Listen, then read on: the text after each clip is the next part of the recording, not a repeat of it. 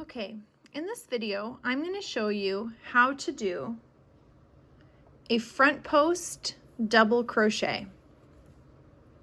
So what you're going to do is yarn over your hook, and you're going to go, instead of going into the stitch, you're going to go right in between these posts here, and you're going to go around behind and push your hook through the other side. So you're bringing the post to the front. That's why it's called a front post double crochet. You're going to yarn over your hook and pull up a loop, yarn over, pull through the first two, yarn over and pull through the last two.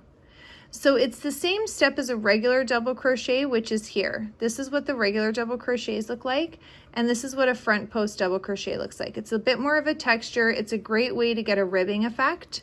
So let's do a couple more. You're going to yarn over your hook, go in between the posts, push your hook around behind and through the other side, yarn over, pull up a loop, yarn over, pull through the first two, yarn over and pull through the last two.